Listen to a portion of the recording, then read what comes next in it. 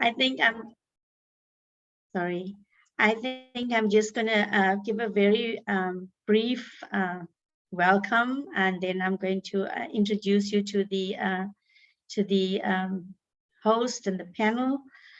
So the purpose of this webinar is for an information sharing session for UWC researchers and authors. And in all likelihood, we do want to optimize the value and the route of publishing in the 5 transformative deals, which are Wiley, ACM, Cambridge, Emerald, and SAGE, in our efforts to promote open access initiatives. And I want to also say at this point that the rector also invited us to, as a library, to host this webinar. And this is a follow-up to the Senate meeting of the 11th of August. So where we invite other researchers, academics, in making sure that they understand open access publishing and the transformative agreements. And with me, I'm very happy to also state today with us on this webinar, we are joined by, firstly, Mr. Alfred Nqotole, who is the Deputy Director for Research and Scholarly Communications, who will provide a very short introduction to open access publishing and the context for researchers. We also have, thank you to Mr. Glenn Truran, who is the Director of SANLlC. So SANLlC is the South African National Library and Information Consortium. And Mr. Truran has extensive experience in library negotiations with vendors. And I want to say that SANLlC is a non-profit organization working for the best interest of all the higher education libraries in South Africa. And his in-depth perspective of transformational deals will certainly help us understand how to optimize the transformative deals in UWC. He's also joined by Dr. Nora Buchanan, the licensing manager of SANLlC, who was the previous ex-director of UKZN and also comes with a wealth of knowledge in transformative deals and licensing agreements. And then we would close with the present acting director of research, Prof. Julie Phillips, who's keen on ensuring that we as UWC promote open access and we leverage the transformative deals to curb author and researcher costs. So colleagues, I am proud to host this webinar with SANLlC, and we do want to know what the deal offers for UWC researcher, what it has in store for the researchers and for the authors, and how do we optimize these deals to curb costs in the university, as well as looking at the bigger picture of sharing knowledge openly. So thank you. I would like to hand you over to the Deputy Director, Research and Scholarly Communication, Alfred Nqotole.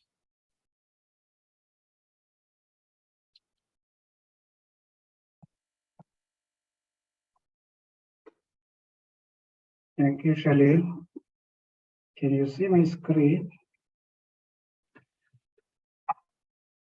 Yes. Okay, thank you, colleagues. I won't be long, as Shalini has alluded. We are here to more listen to Glenn and Nora to give us a bigger picture in terms of the transformative agreement. My talk is titled roughly "Open Access Publishing at UWC: A Long Road to Freedom." You may see towards the end of my presentation why the long road to freedom.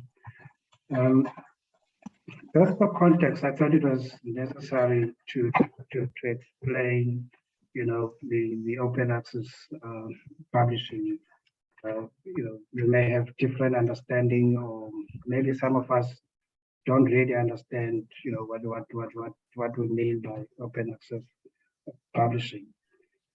Firstly, I think I need to define what we mean by open access. Roughly, open access is defined as digital, online, free of charge, and free of most copyright and licensing restrictions on material.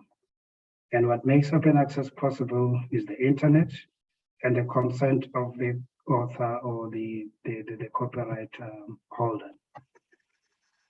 The open access literature is not free to produce. However, in most of the times, it is less expensive to produce than your conventional, published literature. The question then is not whether scholarly, literature can be made costless or, without paying, but it's whether there are better ways to pay the bills than by charging the readers and creating access barriers. That's the main, that's the core point. It's about, being able to read and being able to access the information. The diagram on this slide that you see now, it depicts the three business models for paying the charges for open access, depending on how open access is delivered. The first route, which is the one on top, is the open access publishing model that is called Gold. The characteristics of this route is, it's akin to the traditional publishing model by which an author will submit a paper or work to be peer reviewed and is published at no cost for others to read. Again, no cost to read is the key here. Then cost to fund the publication process may be assessed to the author through article processing charges. Although many publishers, they don't charge for this, but APCs, they also come into play in. The second route is what we call the green open access, the self-archiving route. It involves self-archiving of research published through traditional journals. A variety of platforms are available for researchers to self-archive their work, including disciplinary repositories like your archive, your PubMed Central, your institutional repositories hosted by universities and other organizations, etc. And then the last one is the hybrid model, which includes your subscription journals, which offer an option to publish open access. That's the open access publishing, in a nutshell. Next slide. My next slide is based on, what we do at UWC. That purpose statement is you'll find it on our open access policy. For those that don't know, we do have an open access policy, and it's founded on the principles of what we used to call Plan S. I won't go into details in terms of Plan S, but if you read that statement, it says UWC will endeavor to maximize publication and dissemination of research that is either partly or wholly public funded in open repositories and journals that offer free, unrestricted access to readers. That's very important again.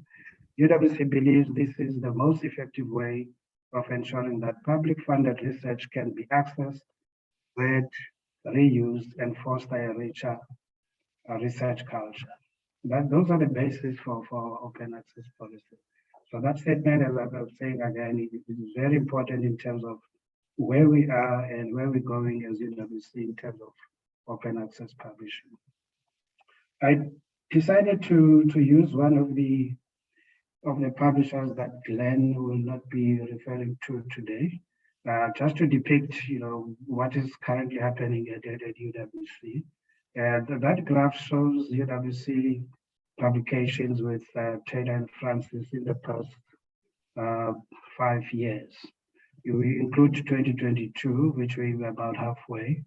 As you can see there, we published from 2018 until July this year, 312 articles on with Taylor and Francis. The next slide will show you that out of those, only 32 articles were open access.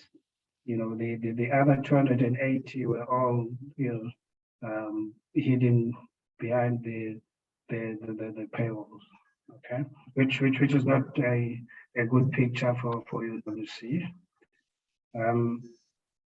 With that, if I dive deeper, out of those 32 that we published in open access, the majority of them were open, which is a good sign. The difference between open and open select, if you understand hybrid, open select will be more like your hybrid. Open is freely open available articles. So again, there, you know, if you look at this slide, 32 versus the 280, to us, or you know, is a concern that we're still publishing a lot of articles at UWC on closed journals. Just to conclude, as I've said, that you know, I'm not going to take much time. The library is available. We do have people who advise on open access publishing. Please make use of the library. There is also a greater need within the institution, you know, to enhance the collaboration between the research office as well as the library services. I think there is a breakdown there. As the next point will illustrate, you know, the difference between the engaged process as well as administrative process. You find that in the library, we are more engaged with researchers in terms of open access processes and where to publish and predatory journals and all those other things. And then the research office or research development office, the focus is more on administrative processes. Like they will process the invoices, they will pay for the APCs and all that. So I think we need a more kind of combined approach so that we can advise our researchers this is the right way to go, or you know, these are the other possibilities.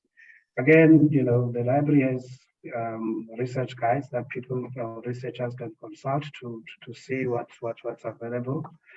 And also we encourage the researchers to take time to peruse the journals, you know, instead of knowing the journal and just go and publish. You know, just give yourself time and then ask questions if you are not sure.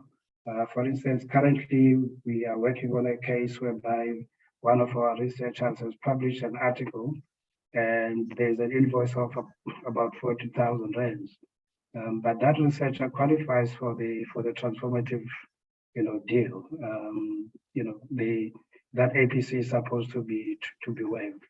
But you know, as a library, we got into that process or to that query very late in the process, but we're trying to rectify that. So that's why we're encouraging our researchers to make contact with the library as well. You know, if there's something that they want, if they want to publish, it's okay that they speak to the research office, but for further advice, they can also contact the library. The other point, which is, you know, it's an internal point, you know, I'm not sure if, you know, the budget for APCs at UWC is sufficient. That's something that the DVC and head directors maybe need to, you know, to look at. I can't see my point there, but the other point on that slide would be the talk about Glenn, about transformative agreements. It also plays a role there in terms of, you know, lowering the cost of publishing in open access. Glenn will speak in detail about that after my talk. And then my last slide will be about the, you know, some of these things are where we are looking at. I have included the long road to freedom there again, you know, because the current system is still controlled by the legacy for the traditional publishers, the big publishers. So, we know, the big publishers, their main reason for existence is to make profits, which we cannot shun away from that. Our ultimate goal, I think, in most institutions, is to go back to the Plan S principles, where those principles advocate for for immediate and fully open research. If it's published, it must be immediately available and must be fully open without any barriers. The devil here is the hybrid model. The hybrid model was kind of incorporated by these big publishers to make sure they still make profits. We also encourage these agreements to be transparent and be visible to all stakeholders, so that people can know exactly what's going on with these big deals. And there are publishers that are fully open access, and those, they do provide value for money, and the impact is even greater, if you publish in those journals or those publishers, but it's just that they are not there yet. There's not lots of them because of the power of the traditional publishers. And they also drive, the efforts to meet our political and societal needs for a truly open science. So that's what we need. As UWC and as well as other institutions and globally, the drive is to have a fully, open access, to make sure that the published research is immediately available and it's fully open. And that is my talk.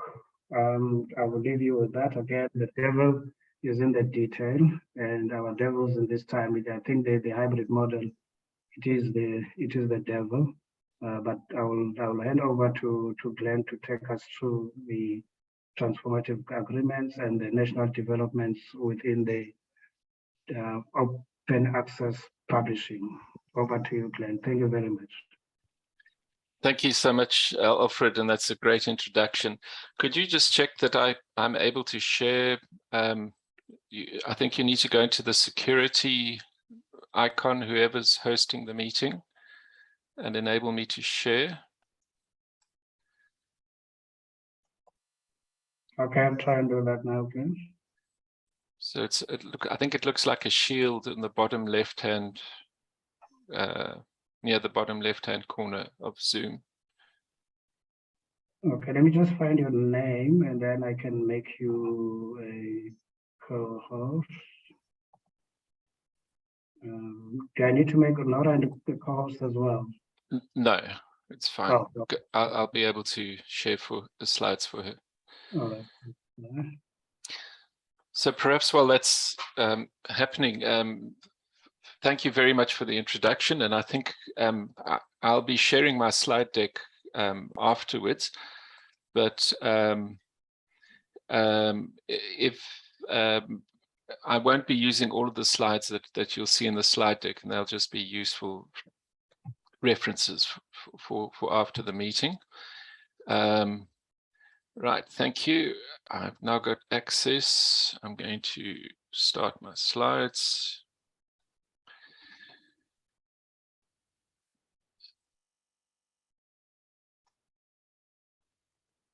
Right, okay. Whoops, I've got to get to the right slide. Sorry about that.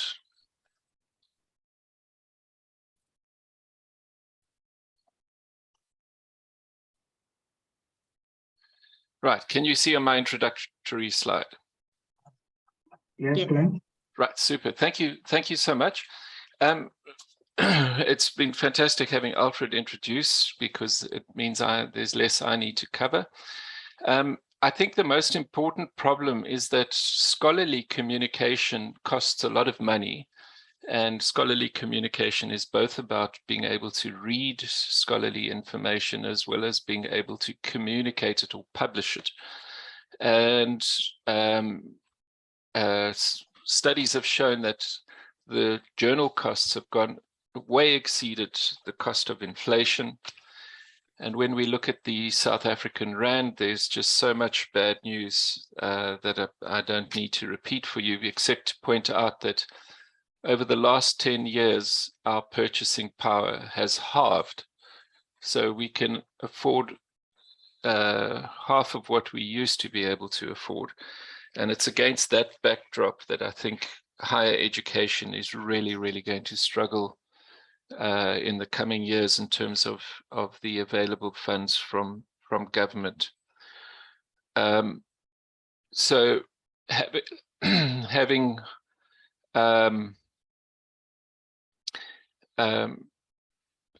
sorry, I'm just going to see if I can give you the sharing, I've made sure I can share the screen. I don't know if you can take back the hosting of the meeting. I'm going to just make you the host, Alfred. Oh, I can't. Sorry, I'll just have to remain the host. I just have to admit people at the same time. So, I'm admitting people. Okay, fantastic. Okay, so if we look at the publishing model used by various journals, we find that they are split into three main categories. The one which is represented by the gray and the dark gray in this graph is the closed model or the subscription model, where you can only publish behind the paywall, and you'll notice that has been declining in terms of the number of articles in those journals over the years. The next is hybrid, where the devil and the detail resides. And you'll notice that that is represented by the light gray and the blue, where the light gray represents articles where authors have continued to choose to publish behind the paywall in a hybrid journal. And the blue represents the occasions when authors have elected to publish open access in a hybrid journal. And you can see that that open access hasn't grown very much. And then obviously you have gold and green publishing, where the gold is in fully open access journals. So the idea of a transformative agreement is to tackle this area, this light gray area of South African research that is locked behind the paywall in journals where it could possibly be published fully open access. And given that the national policy on open science that I believe it's still in draft form is pushing the idea that all research should be as open as possible and as closed as necessary in order to address legal issues. It's important that we find solutions to tackle this area. The same piece of research I was quoting has pointed out that although 30% of the journal articles are open access, and the other 70% are published in the subscription model, the revenue that publishers get from subscriptions is far more than the revenue they receive from publishing open access. So there in itself, it indicates very clearly that should all journals become fully open access, the cost of scholarly communication for our institutions, the combined cost of reading subscriptions and publishing, should come down. The question is, would it be the case for South Africa? So when we looked at transformative agreements, there were 4 issues we wanted to address. We wanted to make sure that our researchers maintained or improved their reading access. In addition to that, we wanted to make sure that our authors had the ability to publish full and immediate open access in the venue of their choice without having to pay an article processing charge. We also wanted to contain and reduce the combined costs to our member institutions for reading and publishing. And a 4th criteria that we're interested in is the issue of inclusivity and social justice. So I see that the University of the Western Cape has got a very good overall track record of publishing open access. So I might be preaching to the converted, but I think the key message here is that open access is really good for South African research, in the sense that it means more readers, more potential collaborators, more citations, and ultimately more recognition for individual researchers and their institutions. So overall, it's a better arrangement.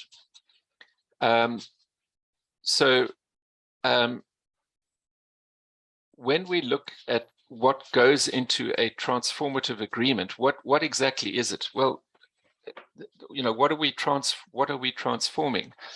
Well, a transformative agreement, you know, if I could use the analogy of a caterpillar and a chrysalis and a butterfly, the transformative agreement is meant to be transitional. It's meant to be temporary in nature, and it's meant to help reduce the amount of disruption that takes place as journals transition from being in the subscription model to being in the fully open access model. So it's really about getting hybrid journals to convert to fully open access. And so we expect them to be of 3 to 5 years in duration, and we expect that it would assist publishers as well as institutions to adjust to the transition and to rethink, you know, shifting from a subscription paradigm where budgets and workflows are structured around subscriptions to an open access paradigm where budgets and workflows should be structured around publishing. So with that in mind, you know, there's a couple of key components that I think I've already spoken to, but I think from an author point of view, there are two issues here. One is that you retain the right, even if you give reuse permission to others, you retain your copyright and your recognition. And the other is that everybody has access to your work immediately. And that would be the final version. So I'm not going to spend too long on this site, but I strongly encourage you to go to COKI or the Curtin Open Knowledge Initiative. There's lots of useful information where you can compare South Africa's research output and institutional output against the rest of the world. They, interestingly, though, differentiate between what they call publisher open, where the publisher has made an article, where it's open access on the publisher website. Other platform open, when you can find the same articles on another platform, like an institutional repository or a preprint server. And closed, where you can only find it behind the paywall. And the breakdown for South Africa over the last 20 years is that roughly 50% of our research remains behind the paywall in the last 20 years combined. However, if you take 2021, that 50% has reduced to 44%. So we're getting gradually better. And you can compare us to other countries. You'll see some countries have got as far as 84% of their research output being open access.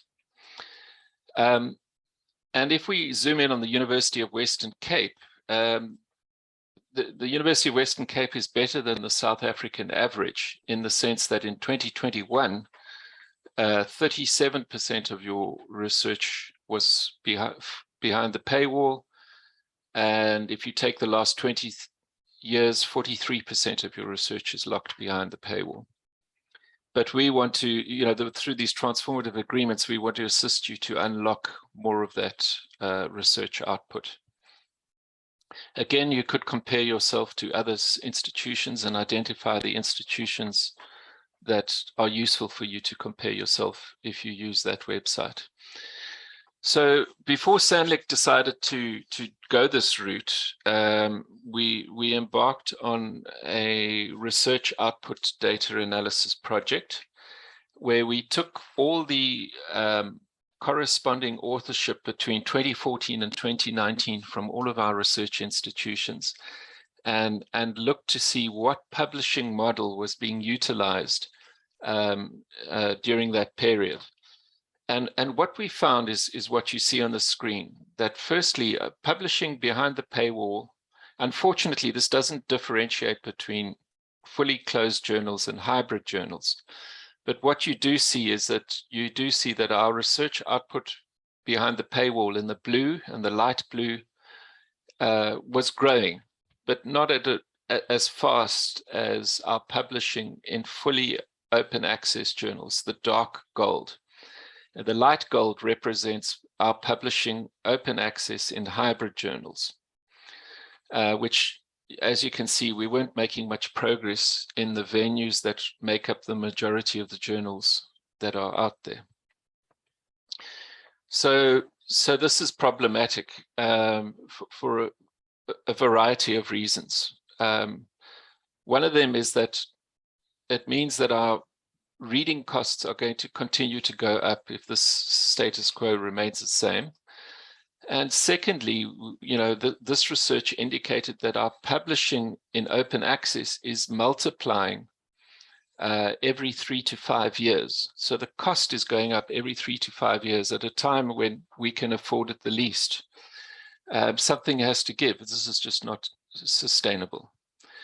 So enter the idea of wanting to start transformative agreements where we can repurpose the money that we currently pay for subscriptions and engage in agreements that combine both the reading services and the publishing services so that we can shift that money to paying for publishing and eventually stop paying once the transition is over for reading services.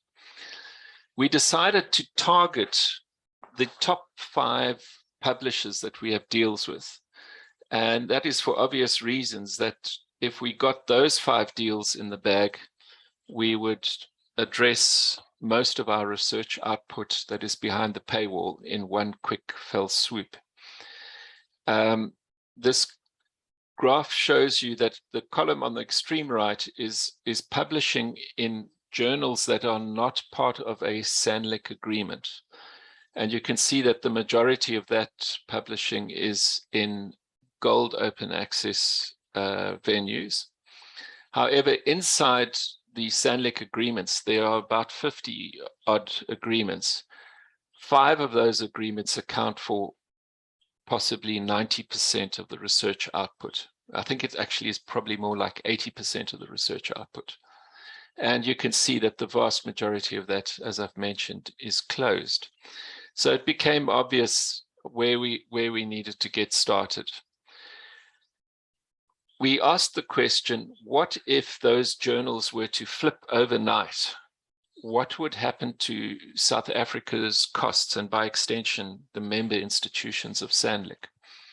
If all of the journals within SANLlC agreements were to flip overnight, our expenditure on reading, represented by the blue in this graph, and publishing, represented by the other colors, would almost halve. It would go from just over $35 million to under $20 million. So that's knocking off about 40% of the price. However, if the top 5 agreements were to flip, we would shift from spending roughly $28 million to what is that? That's about 17 to 18, about $17 million. So it became very clear that moving ahead with transformative agreements should provide financial relief besides the other objectives that we wish to achieve. So we formulated a set of principles to engage in the negotiations, and I've already identified that they covered 4 key issues for us, which I've mentioned. We want to make sure that we keep having our reading access, or that it improves. that our authors can publish fully open access without paying an article processing charge, and to retain their copyright. We wanted to contain costs, and we wanted to address issues that the Global South was struggling with. So if we look at the 6 transformative agreements that we have negotiated, the good news is that the University of Western Cape is subscribed to 5 out of the 6 of these agreements. This means that your researchers have the following number of hybrid journals now becoming venues where they can publish full and immediate open access while retaining their copyright and without having to pay any author-facing charges. So you can see that there's quite a large number of journals across this range where open access has increased for the University of the Western Cape. What is interesting is that the read access has not been compromised. And for some of our members, I really don't remember what the case is for the Western Cape, but some of the members enjoyed an upgrade in the Wiley package and had read access increased through this agreement. What you must note, though, is that Wiley and Emerald decided to cap the number of articles that SANLlC members could publish in any given year. That's the bad news. The good news is that we don't think we'll ever reach those caps. But where there's a cap, there's a first come, first served arrangement. The other good news is that Wiley has also acquired Hindawi, and for years 2, 3, and 4 of the agreement, which is 2023 to 2025, our authors can publish in all of their gold open access journals, 286 Wiley and 244 Hindawi, also without having to pay an article processing charge. So this is fantastic news as well. Sage agreed on a 20% discount on their APCs in their fully gold open access journals. And yeah, so that's most of the good news. If you like, in question time, we can come back to that. But right now, let's look at how we have done with making use of the entitlements that are listed across here. And I'm going to hand over to Dr. Nora Buchanan for that section.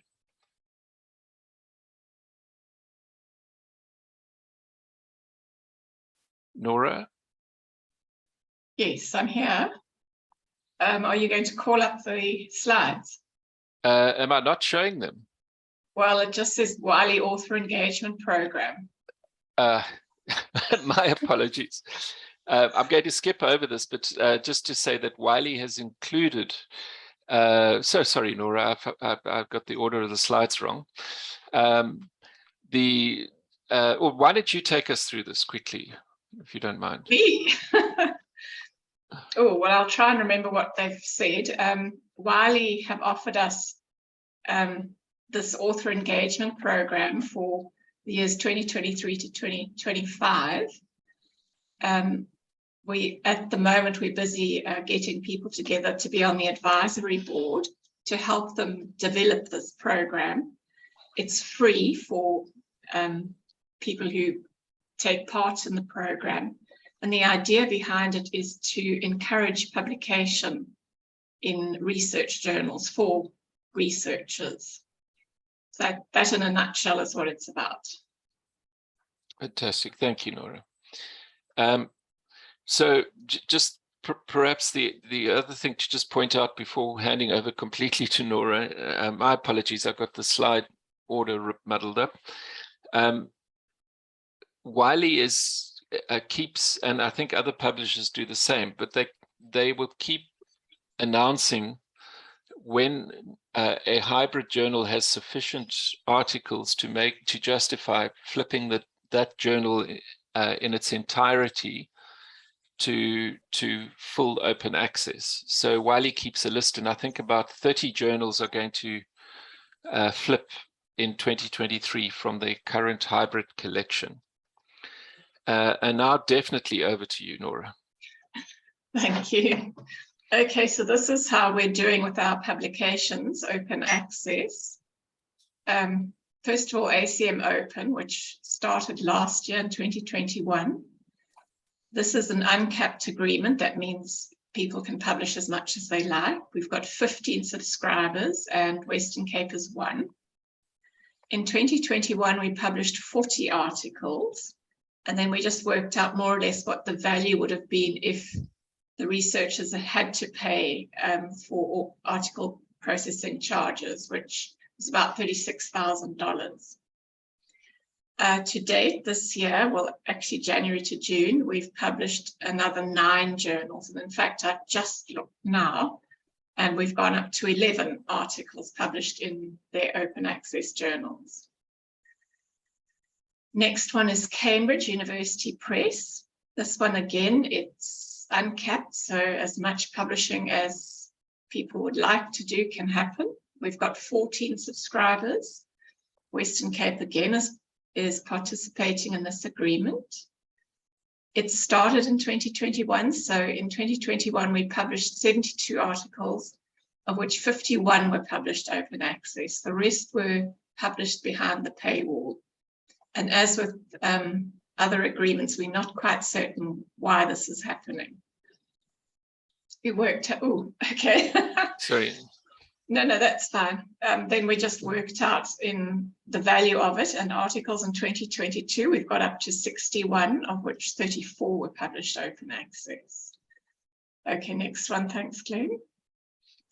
Royal Society is a very tiny agreement. It's only got 10 journals and 2 participants. So not a lot of publishing is going on, only 1 article has been published to date. Sage, Read and Publish. This is again an uncapped agreement. We've got 19 subscribers. Again, Western Cape is one of them. And to date, in 2022, we've published 95 articles, of which 76 were published open access. Last one, please, Glenn, thanks. Emerald Read and Publish agreement, again, it's a capped allowance this time. 116 articles, and it's on a first come, first served basis across the entire consortium. We've got 23 subscribers, and to date, in 2022, we've published 24 articles. And then the last one is the Wiley Read and Publish agreement, which again is a capped one. The allowance for 2022 is 836. And you'll see that to date, we've only published 159 articles, of which 127 were published open access. So we're definitely not going to make that cap by the end of the year. And that is me. Thank you. Thanks very much, Nora.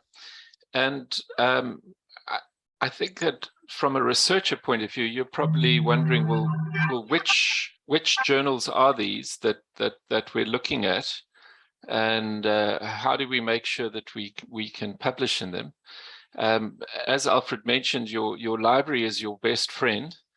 But in addition to that, on the SANLlC website, we've created a section called For Researchers, and we've got a breakdown per agreement as well as a combined alphabetical list of journal titles where you would be entitled to publish full and immediate open access, provided your library is subscribing to that particular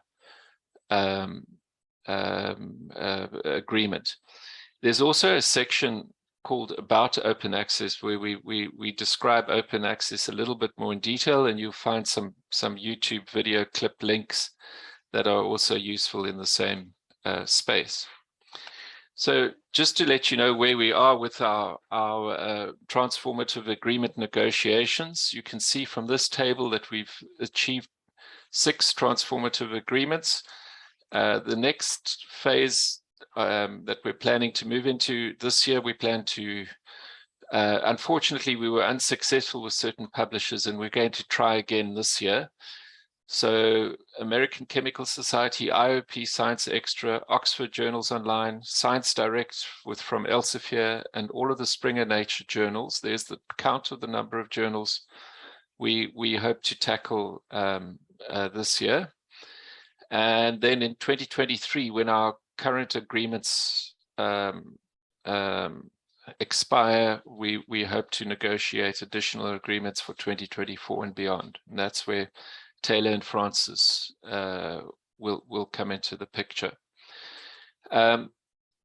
We're about to get the negotiations underway, and we hope to have these agreements pinned down by the end of October. But unfortunately, we know that sometimes it doesn't work like that in reality, but we'll do our best to get those pinned down by the end of October, and then institutions can confirm their participation during that period. So other than that, this is just a full list of all the agreements that we are currently negotiating this year, and which ones where there is a transformative agreement objective and which ones are not. But I will be sharing the slides, and you'll be free to look at that. We're also trying to look at other non-SANLlC databases to see if we can't find some additional agreements. And so I'll see what I can do there. This is just a second page of that list. The reason I'm including this slide is to just try and help member institutions to think about two possible realities. The one is, what happens if we can't reach an agreement with a particular publisher about the terms and conditions of a transformative agreement? Also, what happens if we have a publisher who we want to transform and they refuse to transform? You know, what would be the next best alternative? And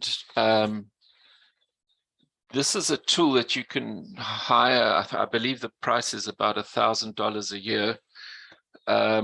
That it assists libraries to look at an existing package that they have with a particular publisher, and to ask the question, what happens if we canceled our package and rather subscribe to a smaller collection of journals represented by the blue? What would happen to our costs, and what would happen to our access to reading for our researchers? So in this example, it's based on Elsevier's Science Direct, by the way, but this particular notional institution would have spent about $1.2 million on reading subscriptions. If they canceled their package and they went for an a la carte collection, they would hopefully only spend about $500,000. They would also have to spend some money on interlibrary loans, but they would save a huge chunk of money. Actually, it looks like 1.6 million that they think they would save. But then in terms of fulfilling their reading requirements for their researchers, don't forget that more and more journals are becoming open access. There would be back files for previous year's subscriptions. And then there would be the ability to read in the journals that would continue to be part of the subscriptions, and interlibrary loans would address the remainder of the problem. So what we're trying to say with this is that there is actually life after big deals with publishers, and we know of a number of consortia around the world who've actually walked away from big publishing deals, and their researchers have survived, maybe a little bit inconvenienced, but nevertheless have survived and have been able to access the reading that they need in order to continue to do their work. So I'm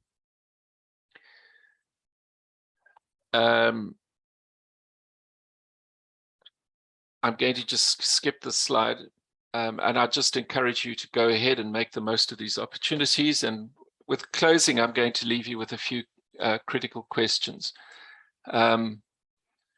So using the analogy of my Vodacom telephone subscription, I find it incredibly frustrating when I get notified that my data bundle or my airtime bundle is coming to an end, and that which I have not used, I am about to lose. But the reality is that the situation is the same with these transformative agreements. The subscription, the open access article publishing entitlements in hybrid journals do expire each year.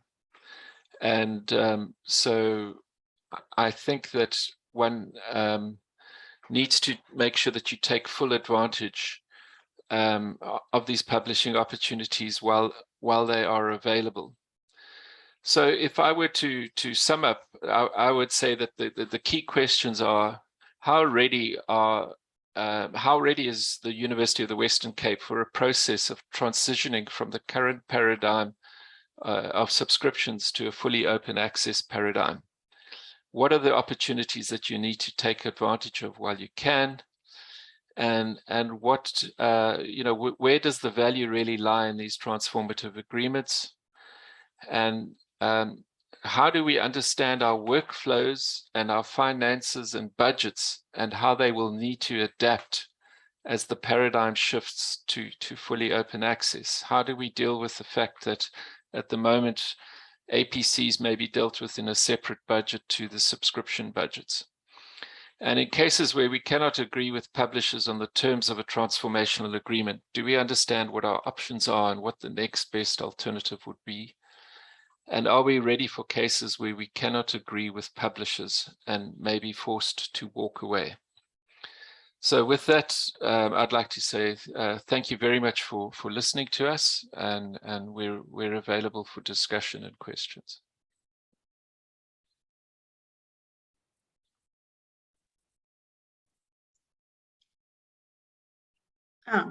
I think it's at this time that we also like to take a few questions. I'm inviting participants to ask or raise any questions that they have.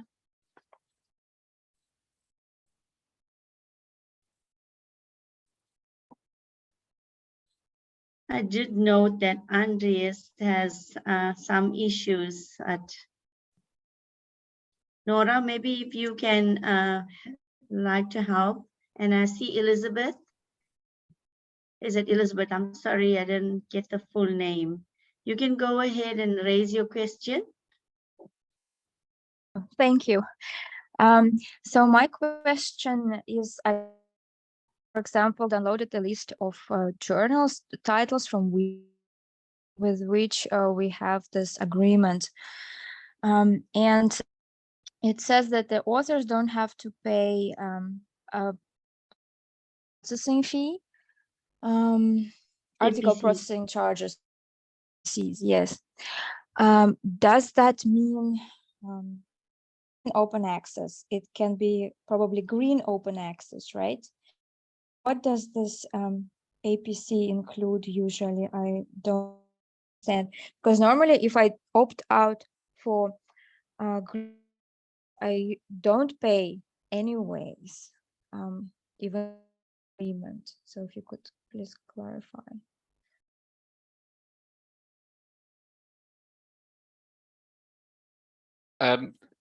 I think she faded away, but I got the question, Charlene. Should I try and answer? Yes.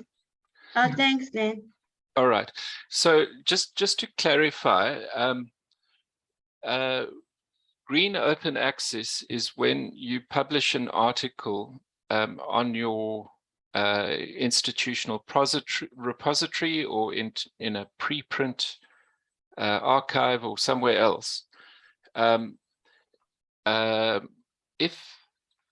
If you're wanting to publish with a particular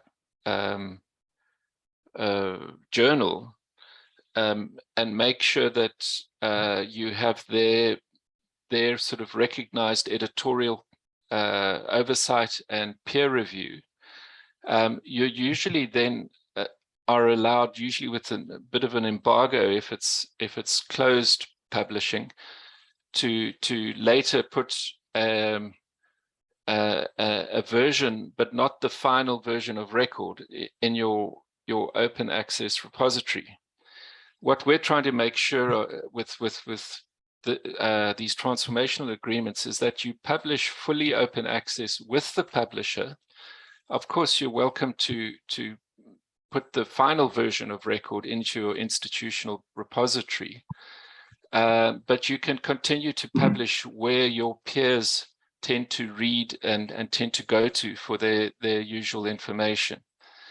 So it sort of covers both bases in a way. You're free to publish green open access, but if it's already fully open access on the publisher's website, it's already fully available for everyone in the world to read.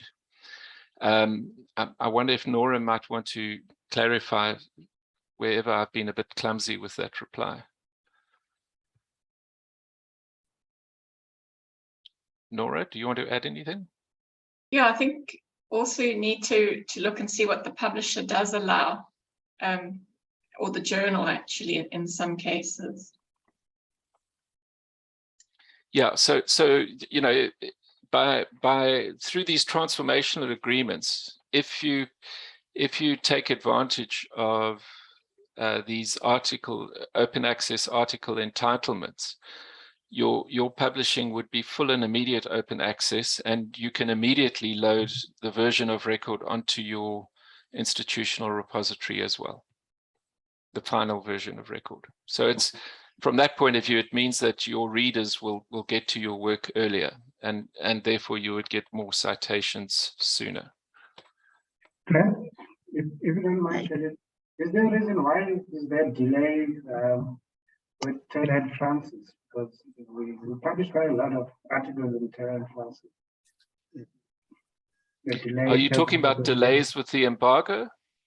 No, in terms of them coming on board fully. Oh, I see. Yeah, the reason is that we already have a 3-year agreement in place with them. So we have to wait for that agreement to come to an end. Another reason, which I think I just need to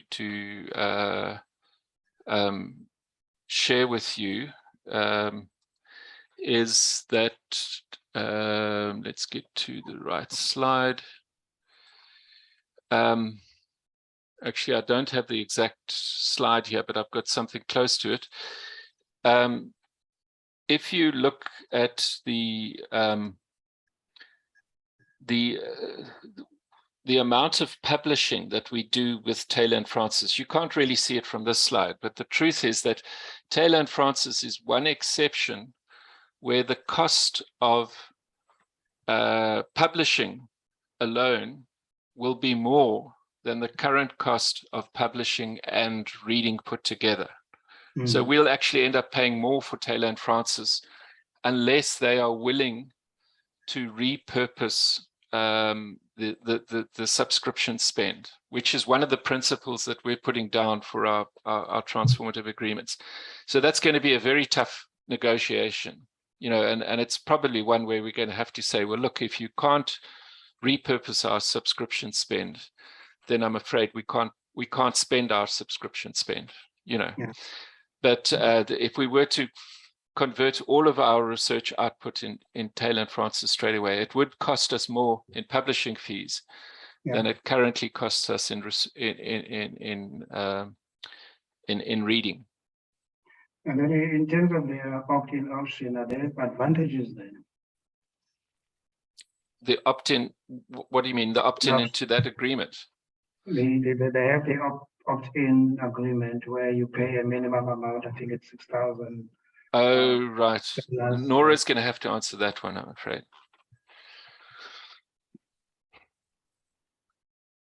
Sorry, Alfred, you muffled. I can't hear properly. What did you ask? Okay, I was asking if the Taylor and Francis opt-in option, if there are any benefits for the institutions. Opt into the current subscription model or opt in for the open access? I think he's referring to the open access portion. Is that right, Alfred? That's correct. Yeah. It looked to us like it was very expensive, which is why we went for the subscription agreement for the 3 years up to the end of next year, because they wanted a lot of money, a lot more money than they were getting from us already.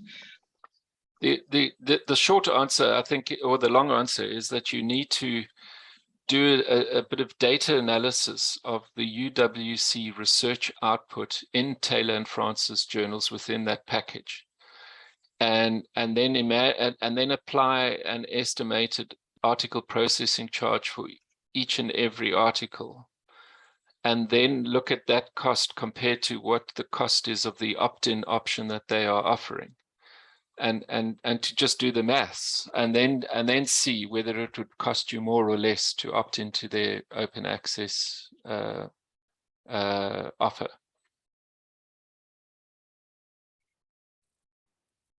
And I think, Elisabetta, have you got another question? Yes, thanks for answering my first question. It's now clear. So I just want to find out a little bit more how it. So let's say my article was, I submitted an article and it was accepted of these journals under the agreement. So now I just, when they send me voice or whatever, I just tell them that there is a agreement. And is there like a certificate that I need to show, or a link to the website? So what exactly to indicate that I would like to use that agreement, open access publication? I'm so glad you've asked that question. That's a wonderful question.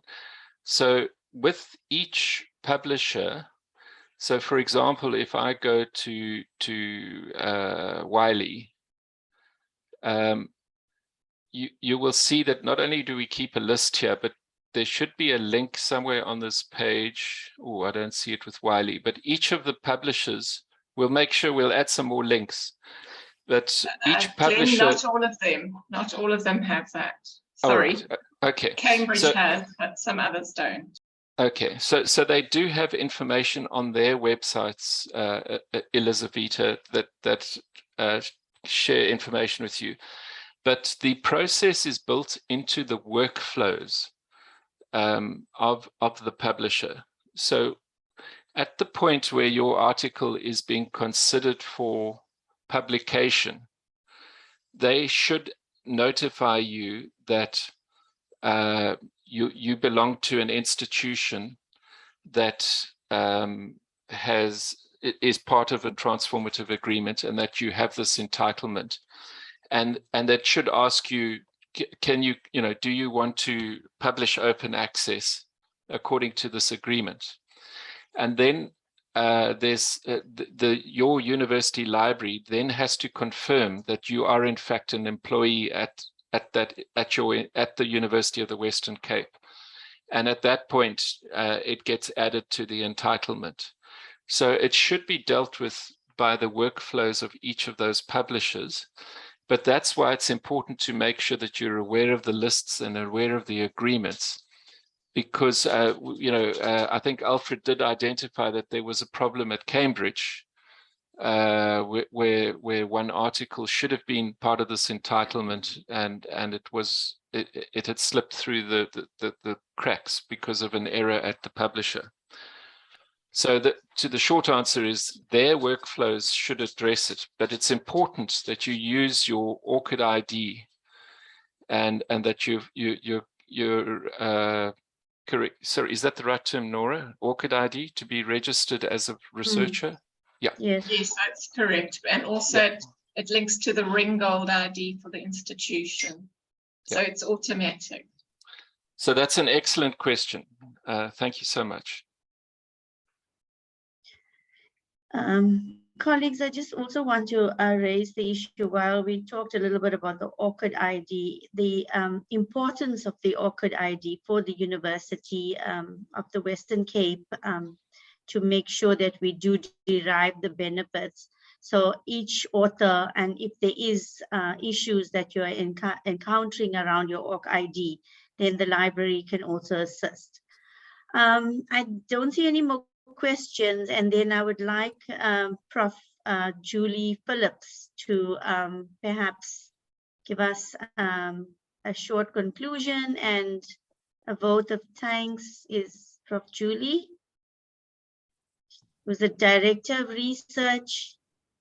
And all of this is so important to her portfolio and the research for the institution. Prof. Julie. Thank you, Charlene. And thank you very much for a very informative session this afternoon.